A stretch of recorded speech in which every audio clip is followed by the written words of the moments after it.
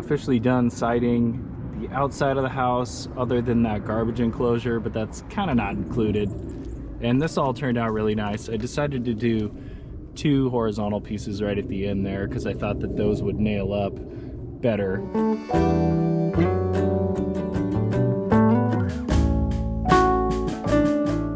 So now that all my cedar has been stained and that stain has dried and settled in for a few days, I need to come around and seal all of these edges where water could potentially come down and work back underneath my siding.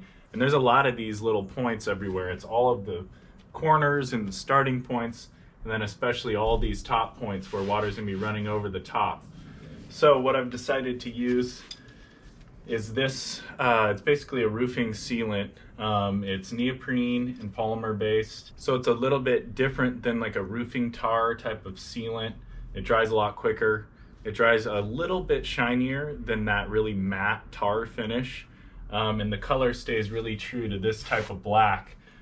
So it's really quite an advantage because this is a 50-year product, and any type of caulk or like clear sealant that you might use in a situation like this, they're either gonna have a weird sheen or there's gonna be something where it doesn't like to bond to wood very well. So this is like the perfect thing for what I'm doing. You can see when you look up close that the texture almost matches the wood, and this stuff dries a lot more quickly than like a tar. So even on a cooler day like this is gonna set up, and I'm really happy with the way it looks. It just melts everything together. Yes, the time has finally come to move inside. The outside is completely done. So what I'm gonna start to do is all of my electrical wiring. I'm gonna put up all my boxes. I'm gonna run all my wires. I'm gonna try to get a really good idea of what exactly I need and where, because I'm doing a lot of different lighting options in here. I'm also doing the ventilation system. So let's just jump right into it.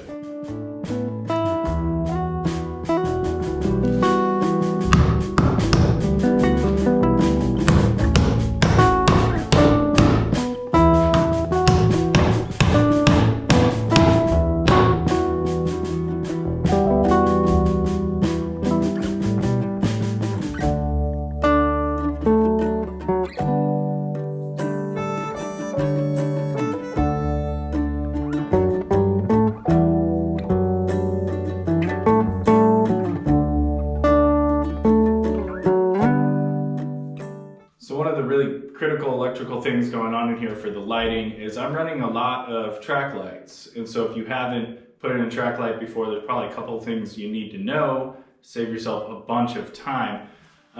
Track lights generally, you need to know the distance of the track light, and I like using the 48-inch tracks. You put 3 or 4 lights on that, it's great. You just need more boxes for however many 4-foot sections you're gonna need.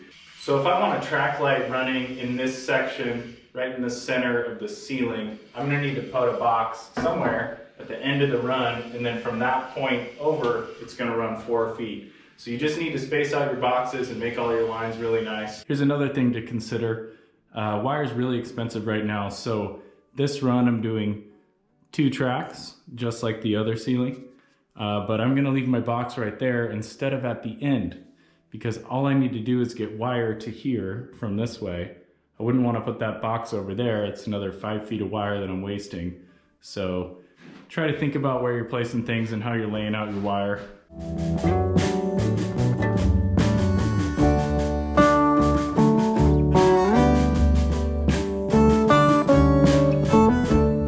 I just finished wiring the whole studio. And that is just running all of the wires. I still need to make up all the boxes, etc. And that is quite time consuming. But this only took me about 3 hours. I ran wire out for 2 lights under the awning. I installed a security light with a block and everything on the outside. That's already done. And yeah, I've got power everywhere and all of my switch legs run. So that can give you an idea, I guess, when you have a plan of how quickly you can wire a small structure like this.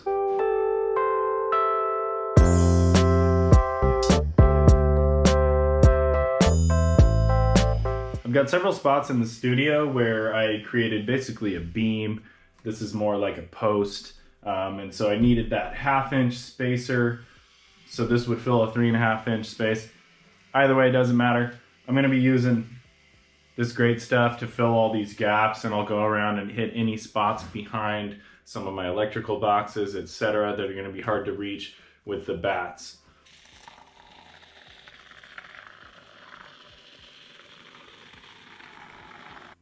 So I just finished laying in all of the walls all the way around, and I'll show the other side here in a second. Just got it started in doing the ceiling. So these walls I'm doing 3.5 inch thick, just regular R15 bats, and in the ceiling 2x6 5.5 inch R19 in the ceilings, or it might be R21, I can't remember.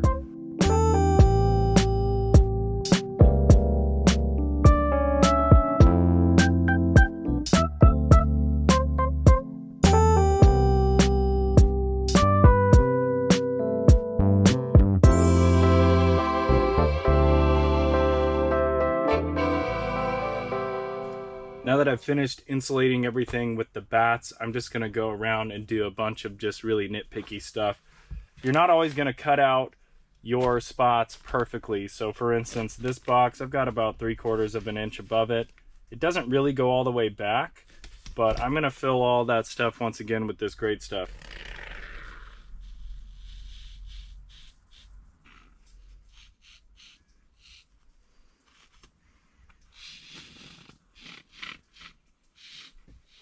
All right, so it's nice and quiet in here now that it's been insulated. Feels really great. It's already warm just from me being in here because this space is so freaking small. I just unloaded 20 sheets of drywall.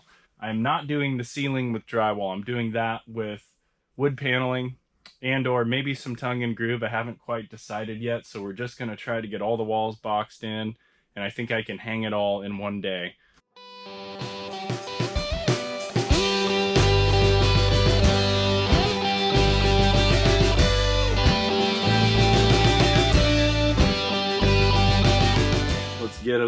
Let's get a little live action lift here. I'm doing this the easiest way possible. So I'm going to do another 4-foot wide sheet, just like the bottom, and then I'll have a 2-foot strip on the top.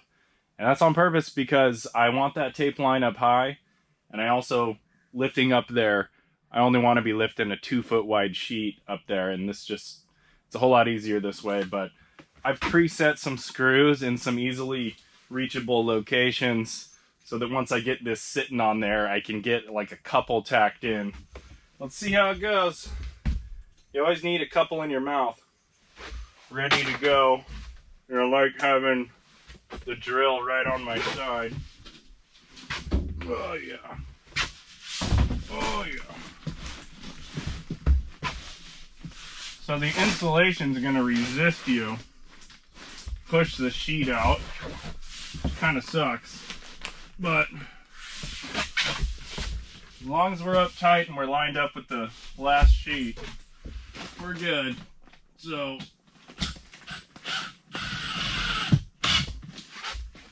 boom. Okay, make sure we're not overlapping here. My second one.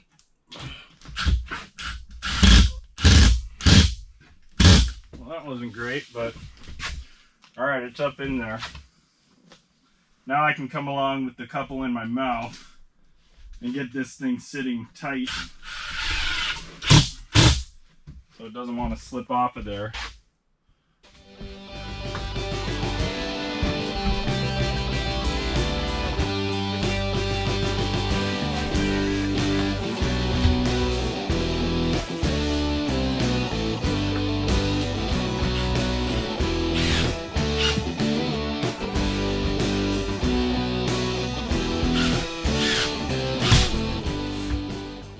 So I just finished hanging all of the drywall on the walls of this whole studio today. It is dark out, so I think I went a little longer than 8 hours, but it looks really good. Everything laid out nicely. It's nice and tight up against the ceiling where I still haven't determined what material I'm going to use. Either way, I'll have some sort of trim piece just in case there's a little gap there or something. I do have the fan going right now because it was getting quite dusty, and even with the door shut, it's just pumping dust out of here, which is really nice. These door holes, since I don't have a handle on here yet, if you put your hand here, I mean, this thing is pretty damn tight. It is just a solid like 5-mile-an-hour wind coming through here.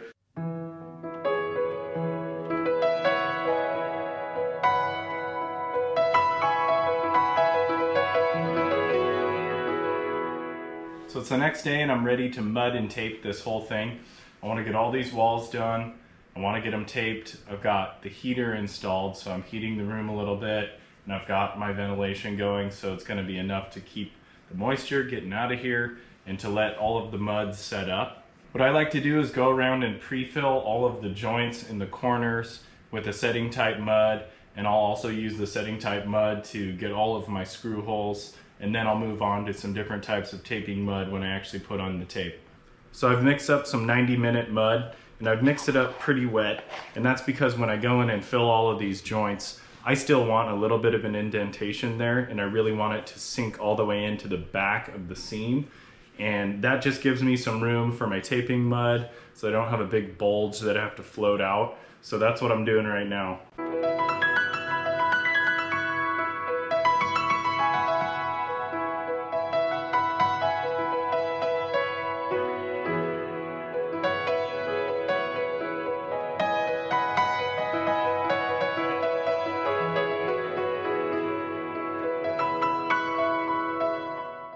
So I've finished my pre-fill run, and it is all but set up right in the corners, but with this setting type mud, you'll notice even where it's dark, it's hard as a rock. So that's dry enough to start moving forward. I also went around with the sanding sponge and sanded everywhere that I had any kind of this mud so that it's nice and smooth. And I'm gonna go over everything else again with mud, but let's get some tape on here.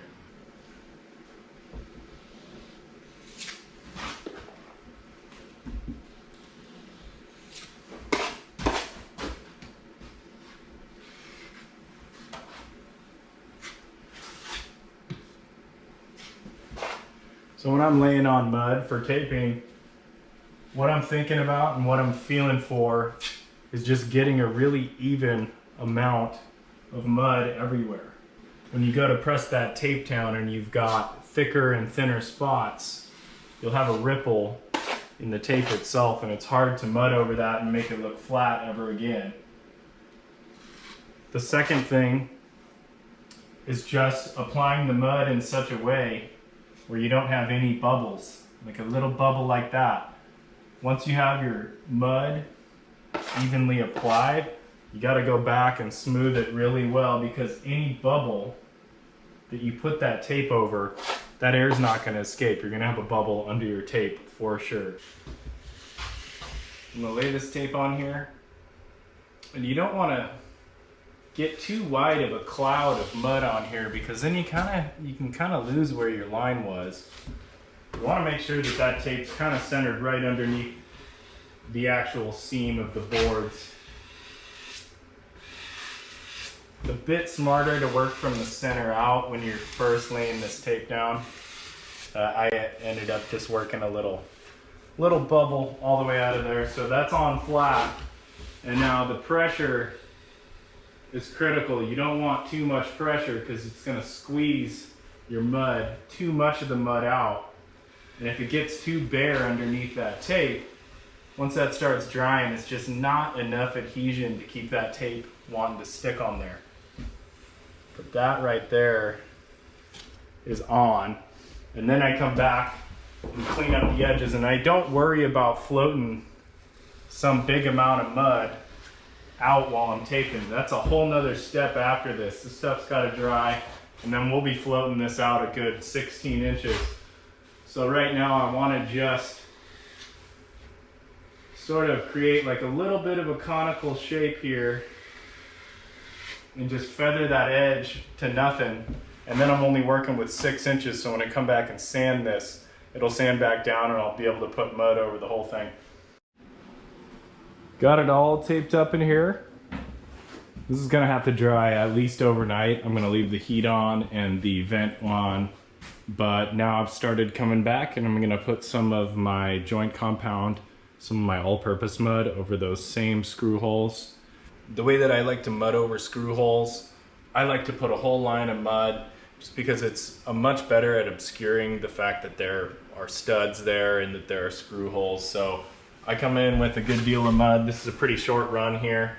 I'm just gonna deposit like an 1.5 to 2 inch wide line of mud.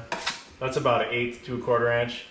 And I'm gonna just lightly press and spread this so that it's an even layer.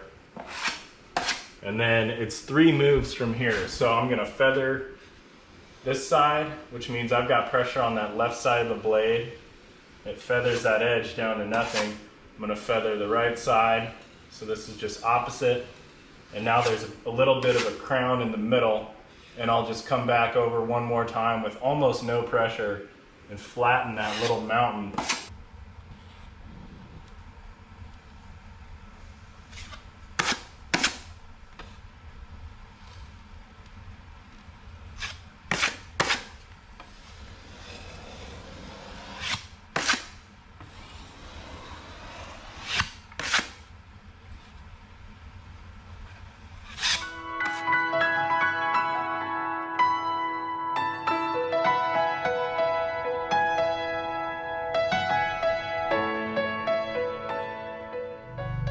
So after about 3.5 days of work, the drywall in here, which isn't that much, is finally done. Drywall is a really time-consuming thing. I really wanted that type of finish on the walls, but there's just layers upon layers of sanding and drying that need to take place. So luckily having it heated and ventilated in here was really huge. So I'm ready to paint. I'm gonna put on 2 coats of drywall primer and then 2 or 3 coats of paint in here just to make sure we have a really good layer. So it might take all day just having all those layers drying. What I need to do now, after having sanded this stuff perfectly with a sanding sponge, is go around and wipe off all of the dust and then vacuum up in here.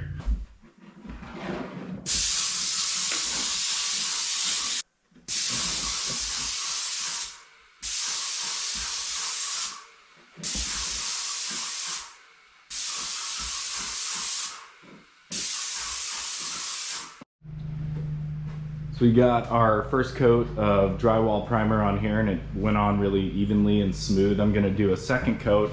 This stuff soaks in and it dries really quick to the touch, but you do gotta give it a little extra time. Perhaps not as much if you're going over with another layer of primer, but I'm gonna let that dry for a good 2 hours once I get this second coat on here really quick. So now that my second coat is done and dry, what you have to do this if you want it to turn out perfectly.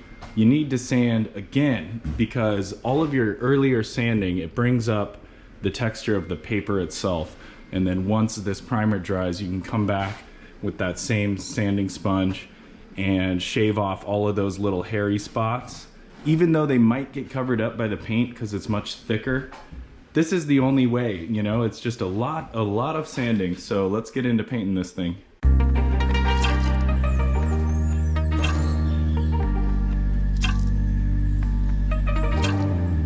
Today I've got help from my stepdad, Joe. We're gonna put up all of these panels on the ceiling. These are really cool wood paneling. It's 1/4 inch and it's Baltic birch and it has this really almost like computer code type of pattern to it. And it's that great contrast between the nice smooth drywall walls, which you kind of need for an artist space like this, but the ceiling being different, it's really important for me and it just creates a really cool vibe.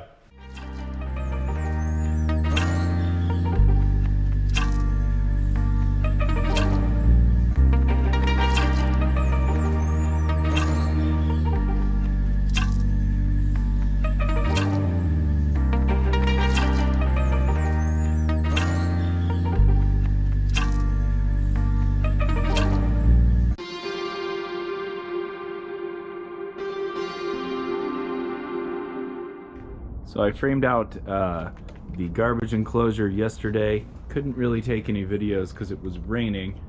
And it's all roofed and flashed. So that flashing up top, that's gonna get painted black. I couldn't get a black flashing for that. But I'll be excited to put some 1x6 cedar on here and kind of trim it out and get it all stained black. I'm gonna have to stain all the framing because you'll be able to see inside of there, but this thing is gonna turn out really nice.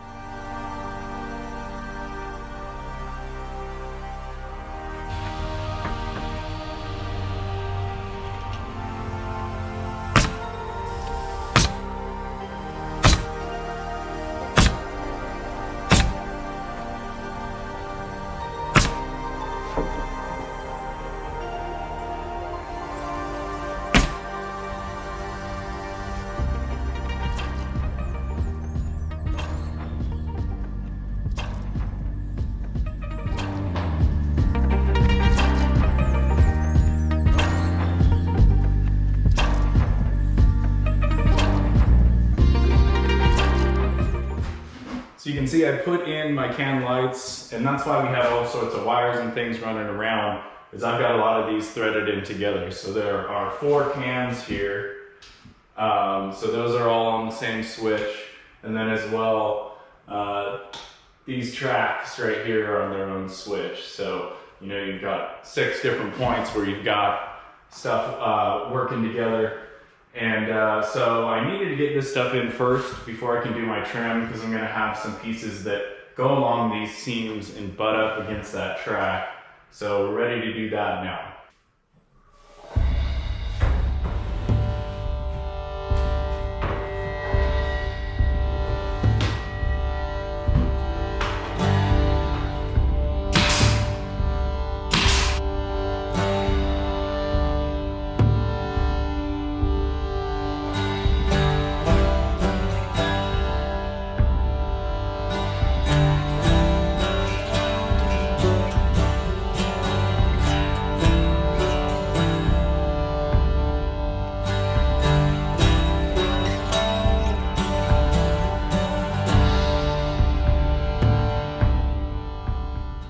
So I don't know how well this can be seen, but I finished this area out here and I also installed the lights.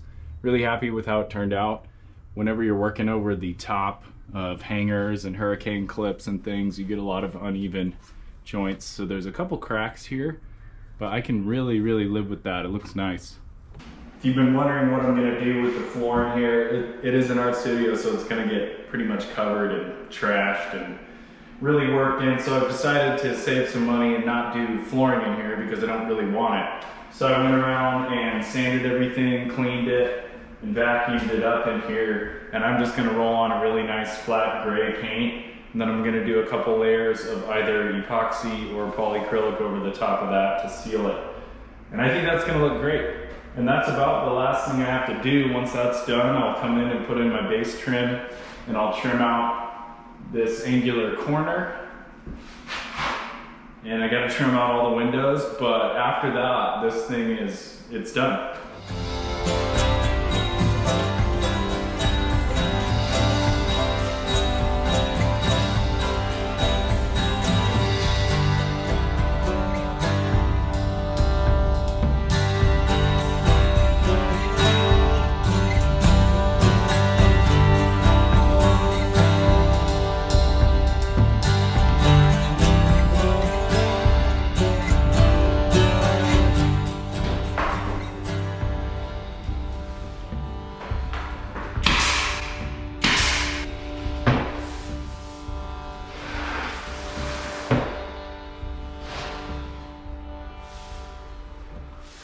All right, we're almost done. Oh my gosh. So I went around and caulked all of the trim that I just put in. I'm not gonna include painting that stuff in this video. It does need to get some of the matching wall paint on there, and that's how I'll leave it. I do wanna go around and fill all these nail holes in the flooring, and then I'll get a little bit more gray over that, and then we'll put a poly finish on this whole thing, and that's probably where we're gonna end this series.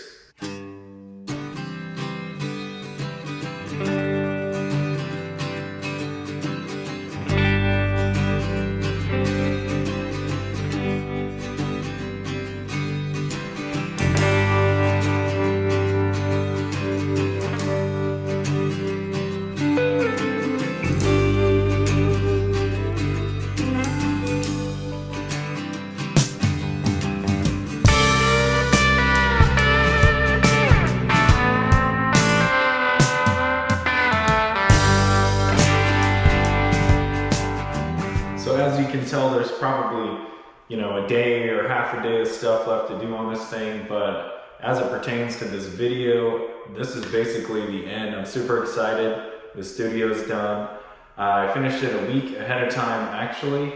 I do need to build the front steps out here, and I want to do some gravel and some other things in areas, but all of that stuff can really just wait. So I am really excited to move all of my stuff in here and start doing some work, and I'll probably make some videos of that as well. So I just want to talk a little bit about the total cost of this build. So this build is actually for me.